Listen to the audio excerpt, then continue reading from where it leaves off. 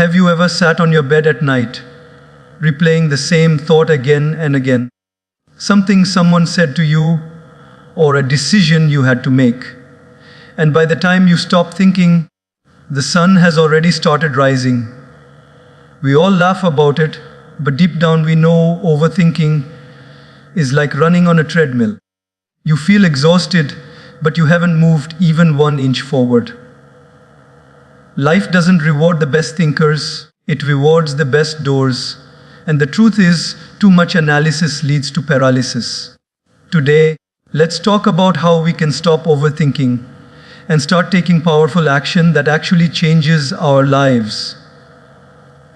My dear friends, the problem with overthinking is not that our brain is broken. It's that our brain is on autopilot. We don't even realize when a single thought enters our mind and quietly multiplies into 100 more. Something as small as someone not replying to your text can suddenly become, maybe they are upset with me, maybe I said something wrong, maybe I'm not good enough, maybe they don't even care about me anymore. And before you know it, you've written a full Bollywood script in your head. And the funniest part, 99% of it never even happens.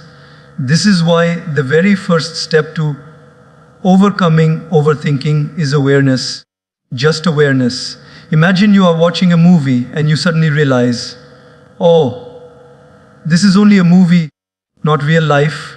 In the same way, when you catch yourself overthinking, you must pause and say to yourself, wait a minute, I am not my thoughts. I am just watching my thoughts. This simple realization is like turning on the light in a dark room. The monsters you thought were chasing you, they disappear. Think about it. When you drive a car, the first thing you do before starting is put on the seatbelt. Awareness is like that seatbelt for your mind. Without it, you will keep crashing into unnecessary stress, anxiety, and sleepless nights. But with awareness, you create a safe distance. You begin to observe instead of drawn. You become the driver of your mind, not the passenger. And here's a practical tip.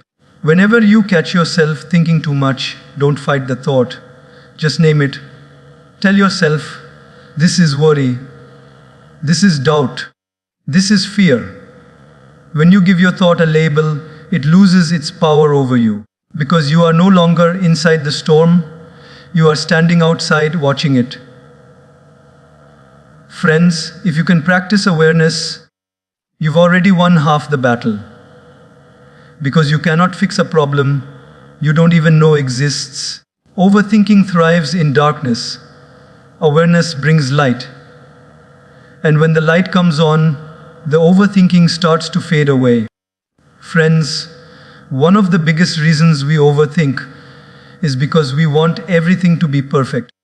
We don't just want to do the job, we want to do it flawlessly. We don't just want to start the business, we want every detail to be foolproof.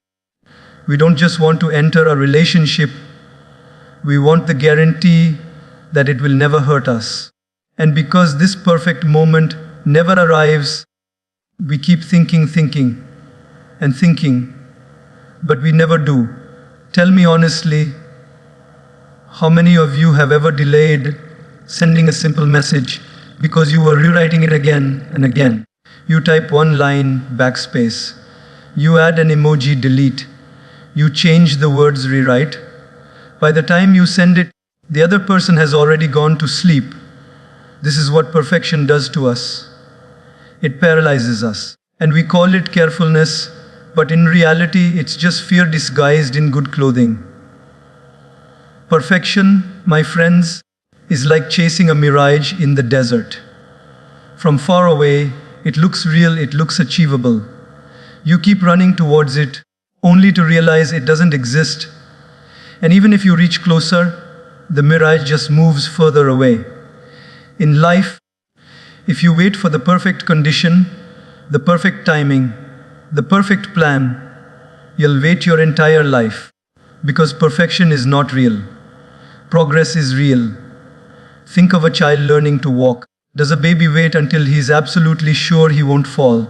No, he just takes a step, stumbles, falls, and then tries again. Imagine if the baby thought like us adults, what if I fall? What if everyone laughs at me? What if I'm not good at walking? Then none of us would be walking today. The baby doesn't care about perfection. He just cares about trying. And because he tries, he eventually learns. Perfection is the enemy of action. And overthinking is its best friend. You know what truly builds confidence? Not a perfect plan, but imperfect action. Every small, imperfect step teaches you something. Every failure gives you feedback. Every mistake makes you wiser. That is how progress is made. Here's a truth worth remembering. People don't remember you for being perfect. They remember you for being real, for being brave enough to try, for having the courage to show up. So stop waiting for the perfect time, the perfect words, the perfect opportunity. Instead, take imperfect action now, because done is better than perfect. Friends, if you ever catch yourself thinking, I will start when everything is perfect, just remind yourself, if you don't start now, you'll still be in the same place 1 year from today, just with more regrets. So don't chase perfection, chase progress. Friends, do you know what keeps us stuck in overthinking more than anything else? It's the lack of a deadline. When we don't give ourselves a boundary, the mind takes complete freedom to wander endlessly. We think today, we think tomorrow, we think next week, and suddenly 1 year has gone by and nothing has been done. It's like opening a book and never deciding which page to stop at. You keep flipping and flipping until the whole night has passed and you haven't absorbed a single word. Our mind is like a naughty child. If you don't give it a boundary, it will play the whole day and never stop. The same is true with decisions. If you don't give yourself a deadline, your mind will keep entertaining every possible scenario. What if this happens? What if that doesn't work? What if people don't like it? What if I fail? And while we are playing this endless what if game, life quietly passes us by. In fact, indecision is sometimes more dangerous than a wrong decision. Because with a wrong decision, at least you learn something. But with no decision, you learn nothing and you go nowhere. Have you noticed how students study only when the exam date is announced? Until then, they keep relaxing. Suddenly, 1 week before the exam, they become very disciplined. Why? Because the deadline forces them to act. Imagine if there was no exam date. Students would keep waiting for the right time to start, and it would never come. The same principle applies in life. If you don't set your own deadlines, life will pass and opportunities will quietly slip away. Think of it like catching a train. If you know the train leaves at 6:00 p.m., you will do whatever it takes to be at the station before that. But if someone told you the train will leave sometime today, maybe tonight, maybe tomorrow, you would keep delaying until you miss it. Our actions always align with our deadlines. Without one, our mind convinces us there's always time. And let me tell you, someday is not a day of the week. If you wait for someday, it will never arrive. So here's a practice the next time you face a decision. Instead of asking yourself, what if? Ask yourself, by when? Not what if I fail, but by when will I decide? Not what if they judge me, but by when will I act? That simple shift creates urgency, and urgency creates clarity. Because when the time is ticking, the mind has no choice but to stop wandering and start focusing. Friends, remember this: indecision is a thief of time.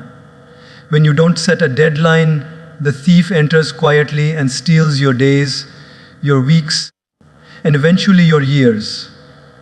But when you give yourself a clear boundary, you force your mind to cut through the noise and act. And once you act, even if you don't get it perfect, you are at least moving forward. And movement, my friends, is the antidote to overthinking. Friends, have you noticed that overthinking is always about the future? The mind keeps asking, what if this goes wrong? What if they don't like me? What if I fail? What if it doesn't work out? It's like our mind has become a fortune teller, constantly predicting negative outcomes. And the problem is, the future has infinite possibilities. So the more you think about what if, the more endless your overthinking becomes. It's like being trapped in a room with 1,000 doors and you keep staring at them, wondering which one to open. The truth is, you can't open 1,000 doors at once. You can only open the one in front of you. That is why the key is not what if, but what now? Let me tell you a little story. A man once wanted to cross a river. He stood at the edge, looking at the flowing water and thinking, what if I slip? What if the current is too strong? What if I drown? What if I never reach the other side? He stood there for hours, stuck in fear. Then an old wise man passed by and said, "Why are you standing here?" The young man replied, "Because I don't know what will happen if I step into the water." The wise man smiled and said, "Don't worry about the whole river. Just take the first step. When you put your foot forward, the next stone will appear beneath you." Friends, life works exactly like that. The next step often only becomes visible after you take the first one. The shift from what if to what now is powerful because it pulls you back from the future into the present. The future is uncertain, the past is gone, but the present is the only place where action is possible. For example, if you keep thinking, what if I fail the exam, you drown in anxiety. But if you ask, what now? The answer is clear. Open the book and study one chapter. If you think, what if this business doesn't succeed? You'll freeze in fear. But if you ask, what now? The answer could be make a plan, talk to one mentor, take one small step. What now always leads to action. What if always leads to paralysis. And the beauty is, when you act on what now, you automatically silence the what if, because action creates clarity. Every step you take gives you more information, more experience, and more courage. On the other hand, when you stay in what if, you get stuck in a loop. You keep predicting the future, but you never experience it. And let's be honest, most of the terrible scenarios we imagine never even happen.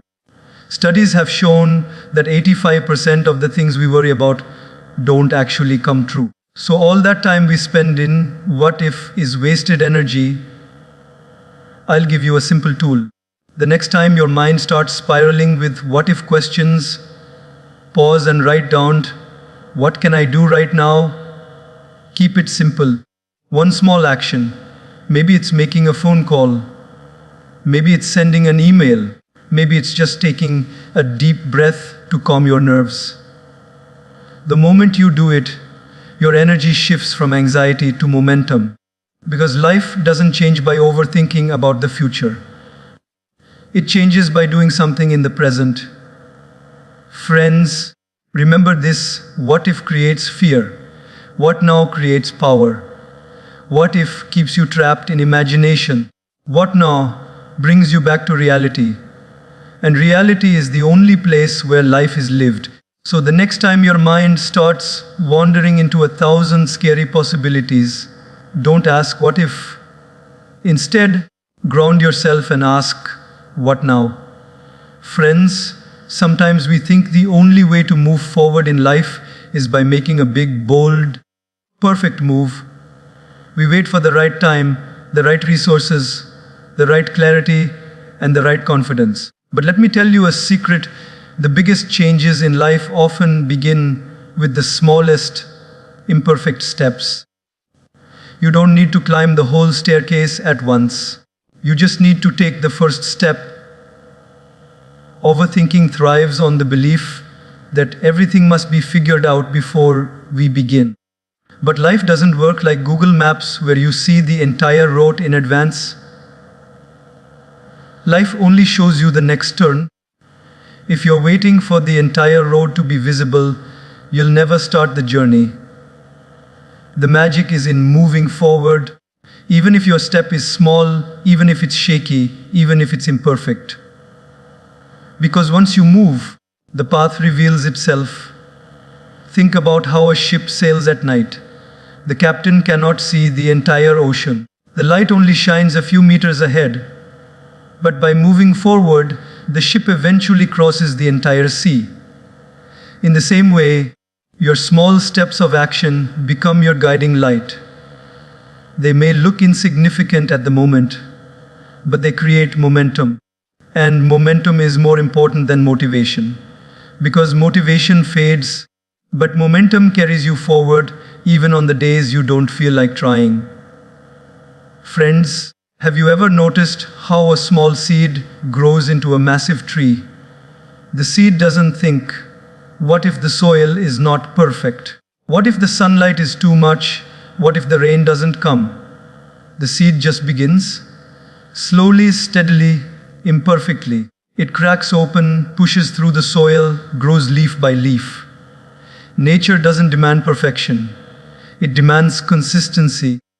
That's why I always say don't underestimate the power of one small step taken consistently. Here's the beauty of small, imperfect action. It breaks the prison of overthinking. For example, let's say you want to write a book. If you overthink, you'll keep wondering, what if people don't like it? What if it doesn't sell? What if I can't finish? But if you take small, imperfect action, you just write one page today. Not a book, not a chapter, just one page.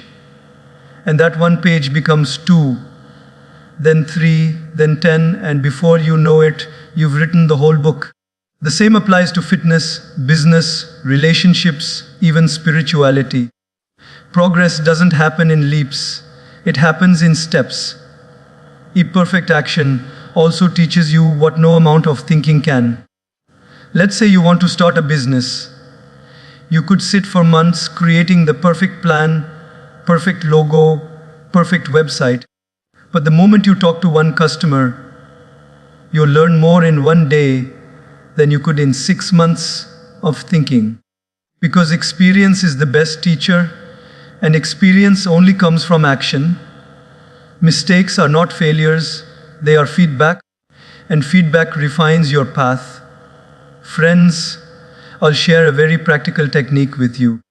Whenever you find yourself stuck in overthinking, ask yourself, what is the smallest step I can take right now? Not the biggest, not the perfect, just the smallest. If you're nervous about giving a speech, maybe the small step is writing down 3 points.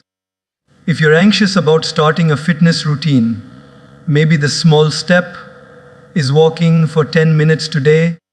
If you're delaying a big project, maybe the small step is opening the file and working for 5 minutes. These steps look small, but they are powerful because they break inertia.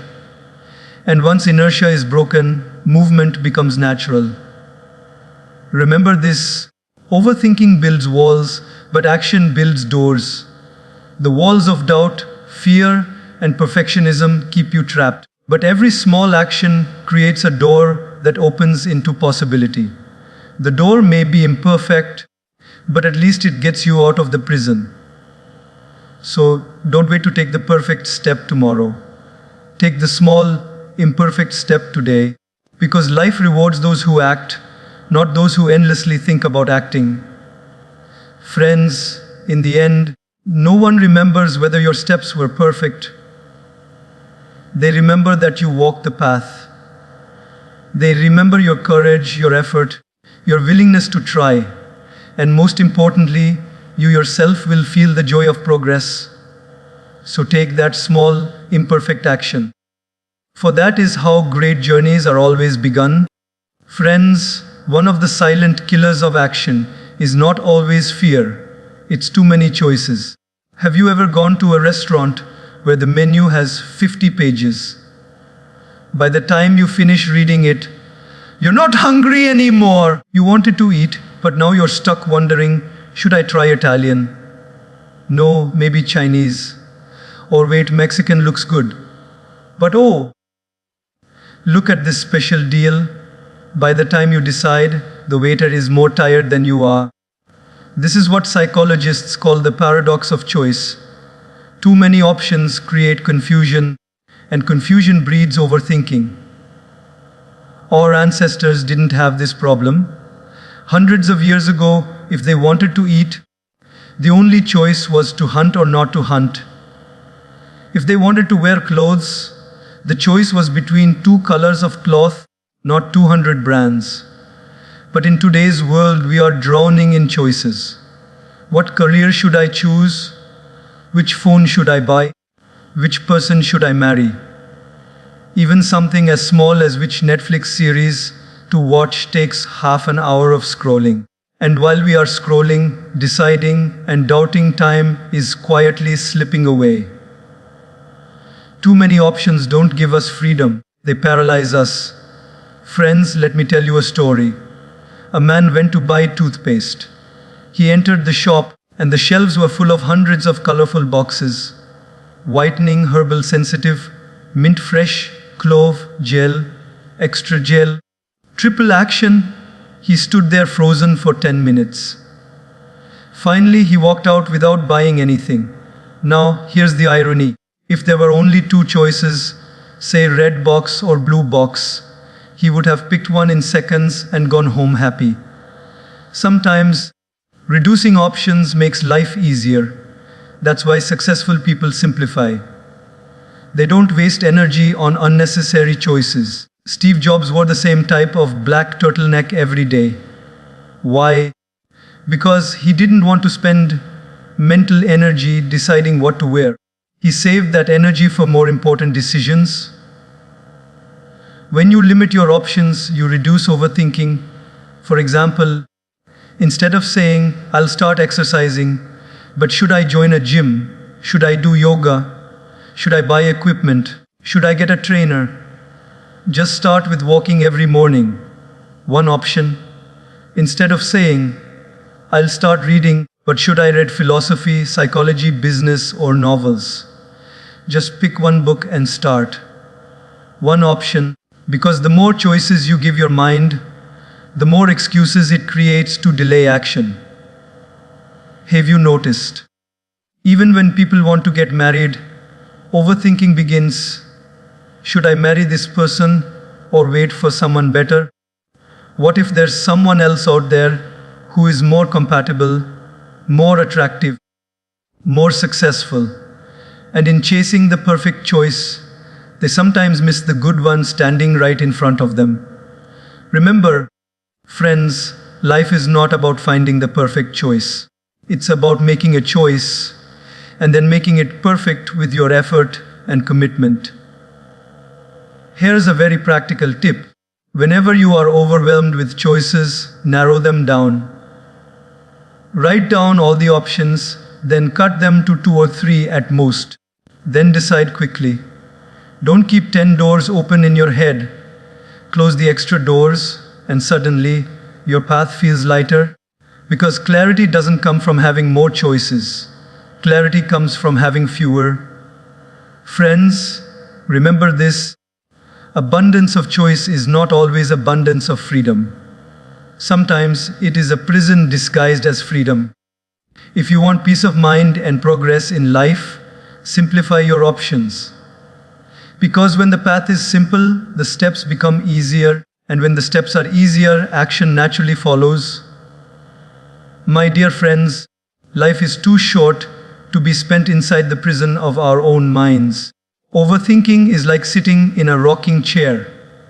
It keeps you busy, but takes you nowhere. You can think and think and think, but in the end, only action moves you forward. Awareness, letting go of perfection, setting deadlines, asking what now, taking small imperfect steps, simplifying choices, detaching from outcomes, calming your mind, all of these are not just theories, they are practical keys to unlock your life. So, the next time your mind whispers, "What if I fail?"